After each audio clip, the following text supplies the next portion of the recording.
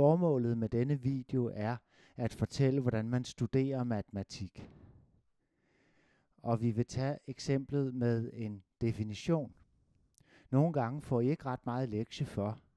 Den her definition for eksempel kunne I få for. Hvor lang tid tager det at lave den lektie? Ja, der er 8 linjer. Det tager måske 1 minut at læse, ikke? Max. Og så er den lektie overstået. Nej, det er den ikke. Så hvad er det for et arbejde, man skal udføre? Det er det, jeg nu vil fortælle. Først skal vi se, hvilke ord det er, der bliver defineret. Det første ord er enhedscirklen. Denne cirkel kaldes enhedscirklen. Vi går videre i teksten og finder det næste, som kaldes vinklens retningspunkt. Nu gennemskuer vi så, at de ord, der bliver defineret, står i kursiv, så det er nemt at finde de sidste 2, cosinus og sinus, og der har forfatteren ovenikøbet været så venlig at skrive definition for os. Okay, hvad gør vi så? Man kan godt skrive definitionen ned, men det er en god idé at starte med at tegne den, og man skal under alle omstændigheder lave et eksempel selv. Så lad os starte med enhedscirklen. Prøv først selv. I læser definitionen, og så tegner I enhedscirklen. Læg mærke til bestemt form, der er kun én. Så prøv at holde pause, og så tegn enhedscirklen. Ja. I skal tegne den i hånden. Det duer ikke at tegne på computer, og det skyldes, at man laver nogle særlige bevægelser, når man tegner i hånden, som er forskellige fra alle andre bevægelser. Og når man tegner på computer, så kan det være nogenlunde det samme, uanset hvad man laver. Så derfor så får man det bedst ind i hjernen ved at lave håndbevægelserne. Ja. Så prøv at gøre det samme med retningspunktet. Der står til en vis vinkel V.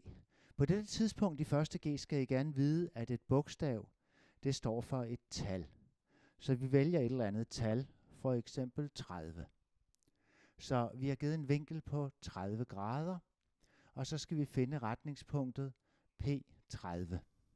Hold pause igen og tegn det. Okay, her ser I så min løsning. Jeg har tegnet et koordinatsystem. Hvorfor har jeg det? Det står i definitionen. Der skal være givet et koordinatsystem. Så det har jeg tegnet. Det består af 2 akser. En x-akse og en y-akse.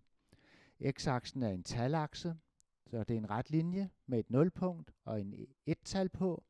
Og så har vi også angivet den positive retning med en pil og skrevet det i x-aksen. Tilsvarende med y-aksen. Så skal vi putte vinklen på. Retningsvinklen til 30 grader. Det ene vinkelben er ud af x-aksen. Vinklens toppunkt er i 0,0. Og så afsætter vi de 30 grader opad.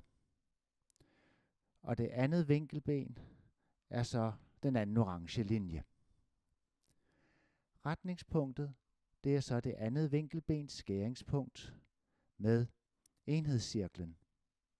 Så vi har retningspunktet her. Det hedder P30.